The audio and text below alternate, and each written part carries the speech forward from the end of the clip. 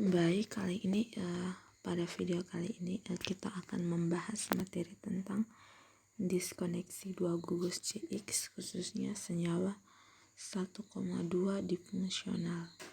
Nah, kita bisa lihat pada buku panduan halaman 63. Senyawa 1,2 difungsional ini contohnya alkohol, di mana senyawa heteroatom yang dekat atom-atom karbon, contohnya senyawa pada nomor 17 dan 18 ini, di mana pada senyawa 17 terdapat karbon dioksida dan nukleofil, sedangkan senyawa pada nomor 18 terdapat klorida dan nukleofil. Nah, kedua contoh ini dianggap sangat membantu untuk derivat alkohol.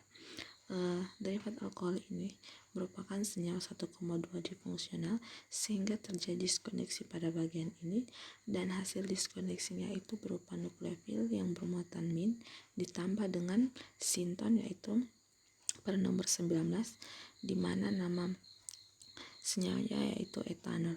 Nah, diskoneksi tersebut dibantu dengan reagen epoksida yang berada pada nomor 20. Baik, selanjutnya kita akan mencoba membuat senyawa 19 yaitu senyawa etanol, di mana kita akan menambahkan aminah pada 21 seperti reaksi di bawah ini. Kenapa aminah? Karena aminah merupakan anggota yang sangat penting dari kelompok ini yang digunakan sebagai bagian esensial dari banyak molekul obat dan mempunyai keseimbangan dari sifat-sifat hidrofilik dan hidrofobik untuk membawa molekul obat ke dalam sel yang hidup.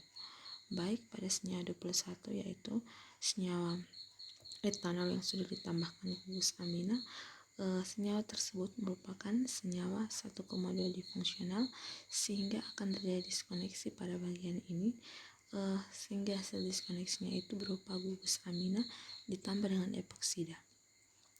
Baik, dalam membuat sintesis suatu anestetik yang mengandung bermacam isomer posisional dari propakaina, baik ini merupakan senyawa propakaina.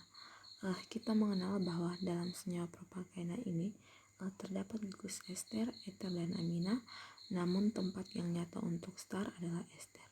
Selanjutnya kita akan menganalisis dan mensintesis senyawa propakaina. Diskoneksi dari senyawa propakaina ini terjadi diskoneksinya pada bagian ini dengan reagennya yaitu CO, sehingga menghasilkan senyawa 23 ditambah dengan senyawa 23 itu asam amina bebas ditambah dengan alkohol yaitu pada senyawa 24, di mana senyawa 24 ini merupakan senyawa 1,2 difungsional sehingga akan terjadi diskoneksi pada bagian ini dengan bantuan reagen epoksida ditambah HNET2 sehingga akan menghasilkan senyawa 23.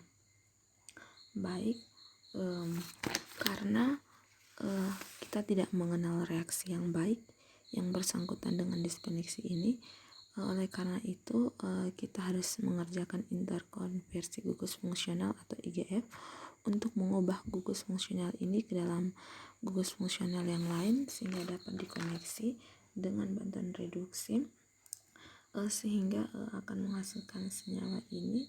Lalu senyawa ini akan terjadi diskoneksi pada bagian ini.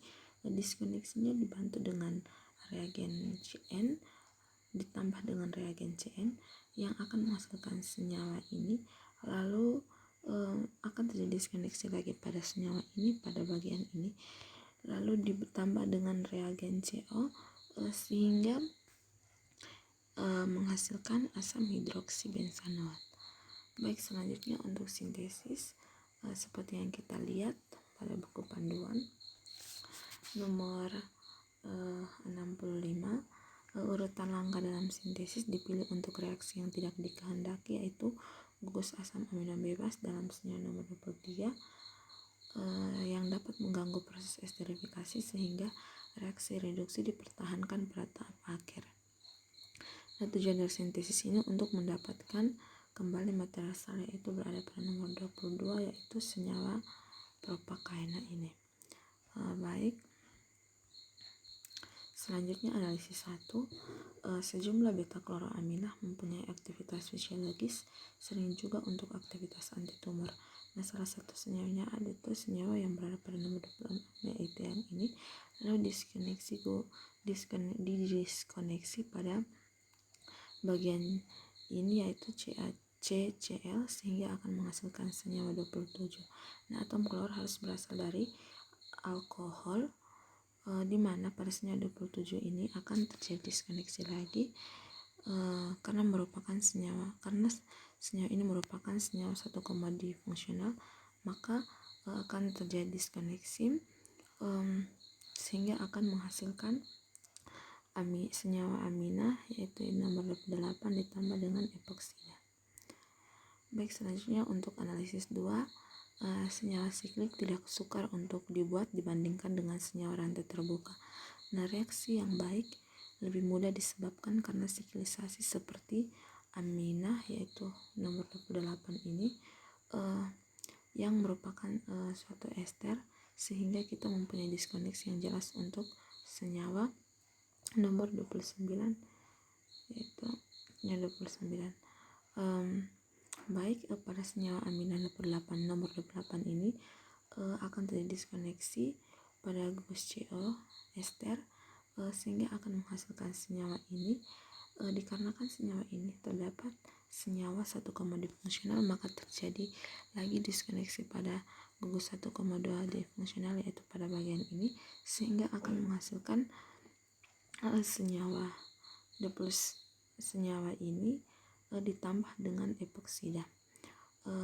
Biasanya di sini eduknya adalah epoksida, dan sekarang eduknya adalah asam atranitid yang mudah tersedia. Baik, selanjutnya untuk sintesis. Nah, sintesis kelihatannya lebih mudah karena perlakuan asam atranitrat dengan kelebihan etilena oksida akan menghasilkan senyawa pada nomor 27, seperti yang kita lihat pada buku senyawa nomor 27 secara langsung. Untuk membuat klorida itu reagen yang biasa digunakan itu SOCl2, namun untuk reaksi ini reagen yang digunakan adalah POCl3. Dapat kita lihat reaksinya di bawah ini.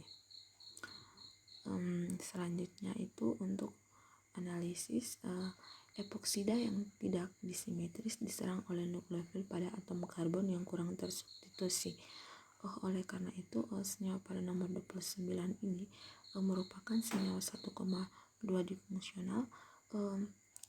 Kita perlukan untuk mempelajari sintesis 1959, di mana penataan ulang klesein, sehingga dapat didiskoneksi senyawa 1,2 DX pada bagian ini, dan hasil diskoneksinya berupa senyawa ini ditambah dengan epoksida, yaitu berada pada senyawa nomor 30. Selanjutnya sintesis. Hasil diskoneksi dari senyawa 1, difungsional dari senyawa 29 ini kita tambahkan dengan reagen natrium hidroksida ditambah dengan epoksida, yaitu nomor 30 ini, akan menghasilkan suatu material start, yaitu senyawa 29 seperti yang kita lihat ini. Baik, inilah materi senyawa 1, difungsional. Sekian dan terima kasih.